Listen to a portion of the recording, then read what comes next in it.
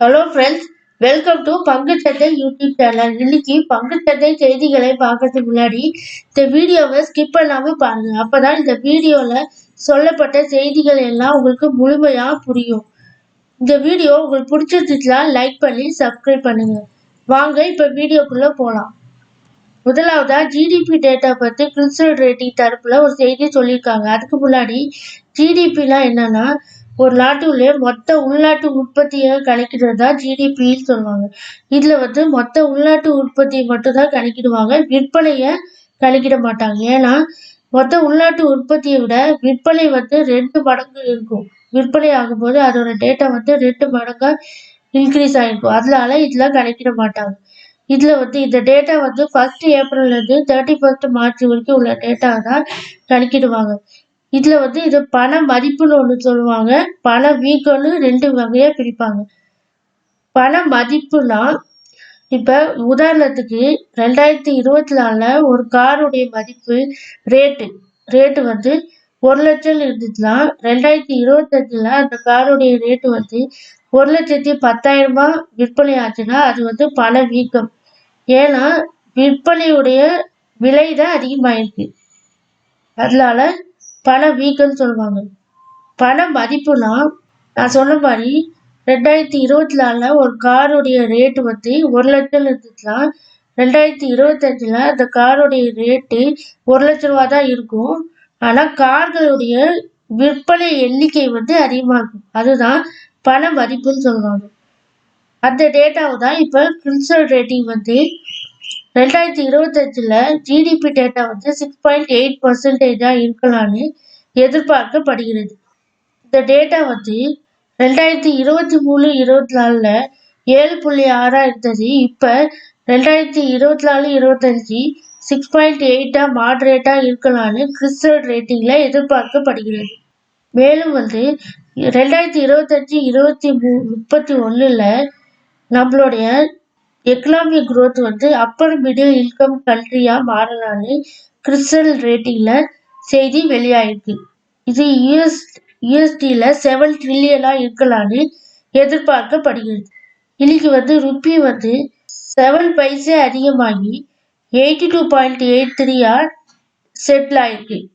இது எதனாலனா இன்டர்நேஷனல் மார்க்கெட்ல க்ரூட் ஆயில் பிரைசஸ் சர்ஜ் ஆகி அதனால மார்க்கெட் ப்ரெஷர் ஆனதுனால லோக்கல் கரன்சி 82.83 போன இன்ட்ராடே க்ளோசிங்கை விட குறைந்துள்ளதா செய்தி வெளியாயிருக்கு. பிரைம் மினிஸ்டர் மோடிஜி இன்னைக்கு அண்டர் வாட்டர்ல மெட்ரோ ட்ரெயின் கொல்கத்தால புதுசா ஓபன் பண்ணிருக்காங்க. அதாவது வெஸ்ட் பெங்கால்ல 2 சிட்டில ஹவுராக் அண்ட் சால்ட் லேக்கில் இந்த 2 இடத்துல ஓபன் பண்ணிருக்காங்க. இந்த அண்டர் வாட்டர் மெட்ரோ ட்ரெயின் 520 மீட்டரை 45 செகண்ட்ஸ்ல கடக்கலான்னு செய்தி வெளியாயிருக்கு.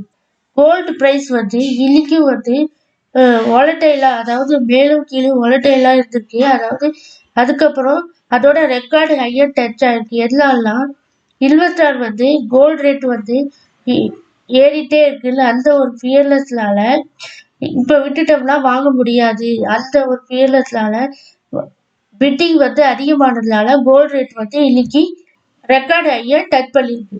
சன் ஃபார்மா இன்னைக்கு 52 வீக் ஹையை டச் பண்ணிருக்கு. அதாவது யுஎஸ்எஃப்டிஏ வச்ச ஒரு சோதனையில அவங்க வெற்றிகரமா அந்த சோதனையை முடிச்சதுனாலையும் அவங்களுடைய ஒரு ட்ரக்ஸை அதாவது USFDA drug administrator active pharmaceutical ingredients உள்ள ஒரு ட்ரக்கை எக்ஸ்போர்ட் பண்ணலான்னு அப்ரூவல் கொடுத்ததுனால இந்த ஸ்டாக் 52 வீக் ஹையை டச் பண்ணிருக்கு. எல்எல்சி இந்தியா இன்னைக்கு அதோட ஸ்டேக்கான 7% ஷேர்ஸை வித்திருக்கு. ஆஃபர் ஃபார் சேல் மூலியமா வித்திருக்கு. அதோட அமௌண்ட் 2100 கோடியாகவும் செய்தி வெளியாயிருக்கு. ஆர்கே சுவாமி ஐபிஓ இன்னைக்கு ஃபைனல் டேல பிட்டிங்ல 20.31 டைம்ஸ் சப்ஸ்கிரிப்ஷன் ஆயிருக்கு. அதோட IPO size 82.32 lakh equity shares. அடுத்ததா மேரிகோ ஷேர்ஸ் வந்து இன்னைக்கு 2% வந்து ஃபெல் ஆயிருக்கு. எதுலன்னா அதோட எக்ஸ் டிவிடெண்ட் இன்னைக்கு எக்ஸ் டிவிடெண்ட் டேட்னால மார்ச் 6ஆம் தேதி எக்ஸ் டிவிடெண்ட் டேட். அதோட இன்டம் டிவிடெண்ட் வந்து ஒரு ஷேருக்கு 6.5 rupees அனௌன்ஸ் பண்ணதுனால இன்னைக்கு அந்த ஷேரு 2% வந்து டவுன் ஆயிருக்கு. IIFL ஃபினான்ஸ் வந்து நேத்திக்கும் 20% டவுன் ஆயிருந்துச்சு. இன்னைக்கும் மார்ச் 6 அதாவது இன்னைக்கும் 20% டவுன் ஆயிருந்துச்சு. எதனாலனா RBI வந்து கோல்ட் லோன் கொடுக்கக்கூடாதுன்னு கொடுத்த ரெஸ்ட்ரிக்ஷன்னால இன்னைக்கும் அந்த ஷேர் வந்து 20% டவுன் ஆயிருக்கதா செய்தி வெளியாயிருக்கு. GR இன்ஃப்ரா ப்ராஜெக்ட் வந்து இன்னைக்கு 4% வந்து டவுன் ஆயிருக்கு.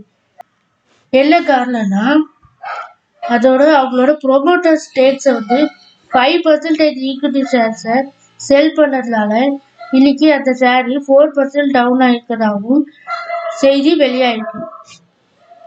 இன்னைக்கு சென்செக்ஸ் வந்து க்ளோஸ் ஆனது 74,085.99 புள்ளிகள். நிப்டி 50 வந்து க்ளோஸ் ஆனது 22,474.05 புள்ளிகள். நிப்டி பேங்க் வந்து க்ளோஸ் ஆனது 47,965.40 புள்ளிகள். நிப்டி மிட் கேப் 100 வந்து 48,857 புள்ளிகள்ல க்ளோஸ் ஆயிருக்கு. இன்னைக்கு வந்து நிப்டி கெய்னர்ஸா Kotak bank, Axis bank, Bajaj auto, Airtel, SBI life இன்சூரன்ஸா இருக்காங்க. லூசர்ஸா UltraTech, NTPC, BPCL, JSW steel, ONGC, Adani port, பாரதியா இருக்காங்க. இன்னைக்கு வந்து நிப்டி மிட் கேப் 100 வந்து ஸ்மால் கேப் இண்டெக்ஸ் வந்து 2% வந்து டவுன் ஆயிருக்கு. எல்லாரும் டிஸ்க்ளைமரை பார்த்துக்கோங்க. நான் ஒரு செபி ரிஜிஸ்டர்ட் அனலிஸ்ட் கிடையாது. நீங்க ஏதாவது ஷேர்ல இன்வெஸ்ட்மெண்ட் பண்ணணும்னா உங்க ஃபினான்சியல் அட்வைசர்கிட்ட கன்சல்ட் பண்ணிட்டு ஸ்டாக்ல இன்வெஸ்ட்மெண்ட் பண்ணுங்க. உங்களுக்கு இந்த வீடியோ பிடிச்சிருந்துச்சுன்னா லைக் பண்ணி சப்ஸ்கிரைப் பண்ணுங்க. நன்றி, வணக்கம்.